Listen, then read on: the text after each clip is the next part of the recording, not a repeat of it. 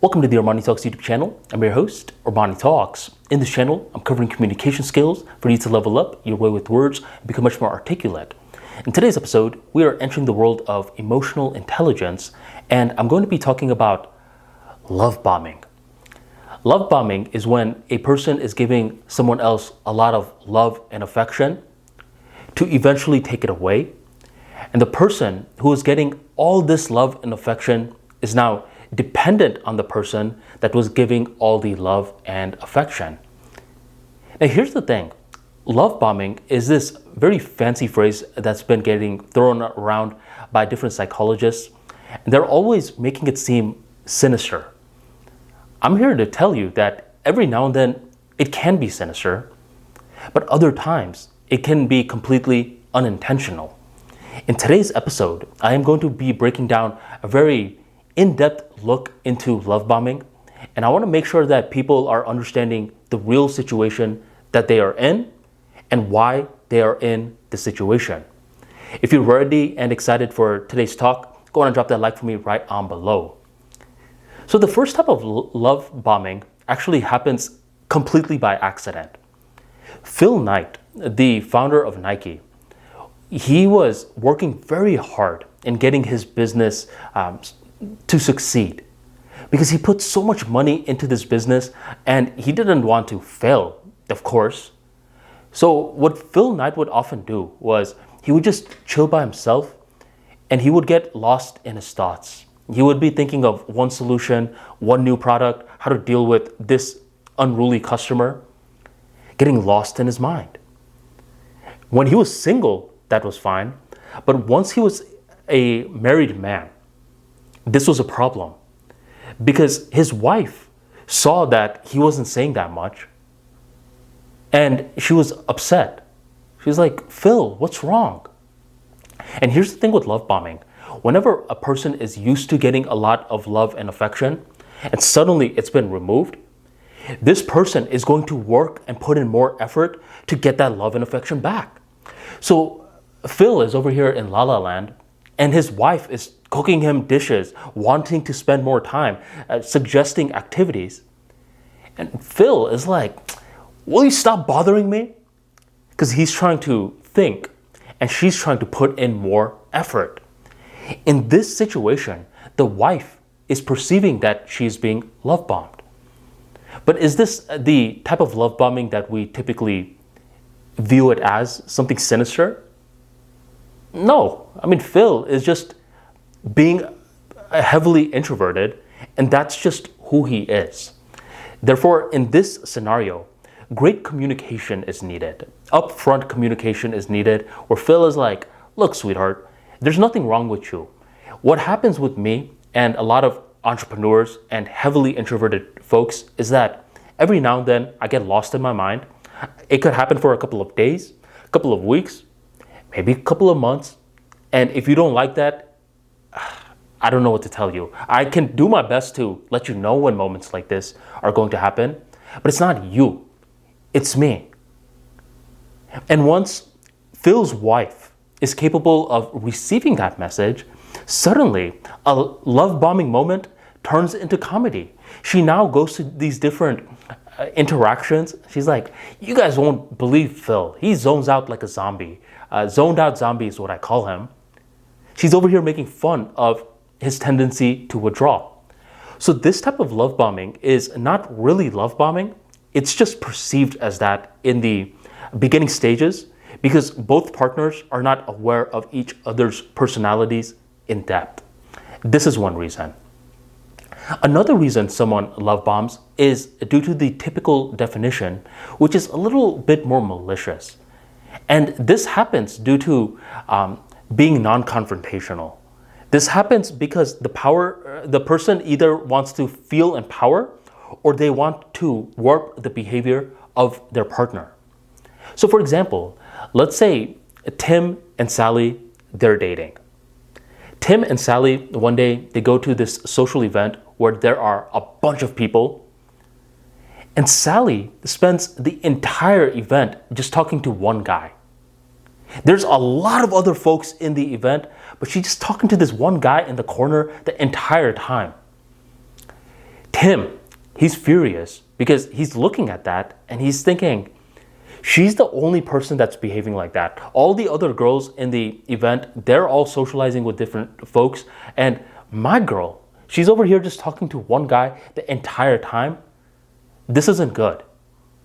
And Tim, he realizes that normally he's very loving and affectionate, but now he's going to give her the silent treatment. He's going to withdraw. Now, from Sally's perspective, as she's having this conversation with this gentleman, the conversation is extending so long because they're both talking about their love for Game of Thrones.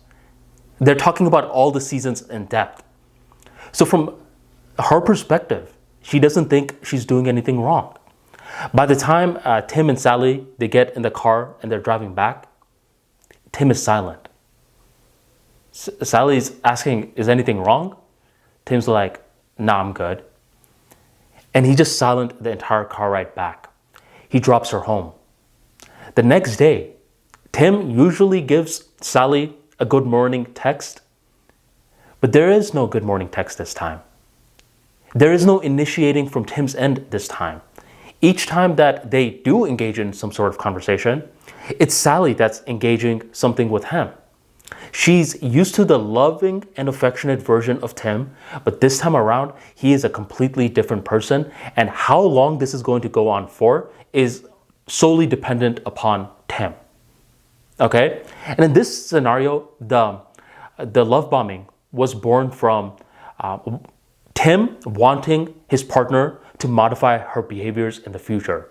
Eventually, Tim may say, do you know why I've been, very aloof as of late? The reason I've been like this is because that one event, you're spending the entire event with just one guy. Do you know how that made me look? It made it seem like you were flirting and you embarrassed me in front of my friends. So this guy, Tim, who's been non-confrontational this entire time, he saw that his disengagement, his love bombing worked because now she's trying to put in more effort. And once he senses that she's trying to put in more effort, that is when he delivers the news on why he initiated this love bombing in the first place. Now, here's something you should understand. The Tims of the world don't always tell their partner why they love bombed. It just happens and comes and goes willy-nilly. Okay, so in this scenario, I'm giving Tim the benefit of the doubt that eventually he articulates why he did it, but more often than not, a lot of folks, they never do articulate it, and they just want their partner to know, hey, don't get too comfortable because I can always do that again. So that's the second reason someone love bombs. Now, since you made it this far in the video, I'm actually gonna talk about a third reason, and this once again is unintentional, but this is something that I see happening a lot in 2023, 2024, and future generations, mainly because of social media. What often happens is that when one person is courting the other person, one person puts on their best hat.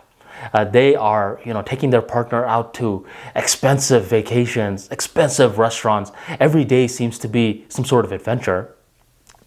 But eventually, once these two folks move in together, life seems different. Now, they're over here watching TV a lot. One person keeps leaving the toilet seat up. There's a bedtime. And the other partner, who thought that life was always going to be an adventure, feels as though they were getting so much love and attention in the courting phase, all for that to be removed. And now they're over here going through social media. They see all these couples going to these expensive vacations, traveling the world, trying different food. And this person genuinely feels like they have been love bombed. So this is what I call macroscopic love bombing, where it doesn't necessarily happen in a particular interaction or interactions. It happens in terms of the bigger picture when you separate courting versus marriage. You see? So this is another thing that I've been seeing happen more as of late, where someone will make a TikTok that goes viral talking about how they were duped into a relationship. And this once again comes down to communication, where the person who sees a potential possibility with the other partner gives more context to what is going on. Look, every day isn't going to be like this. Right now, we're getting to know each other. We're going to these different places in order to have fun. But life, I mean, on a day-by-day level, once we move in together, it's going to be more calm, more relaxing.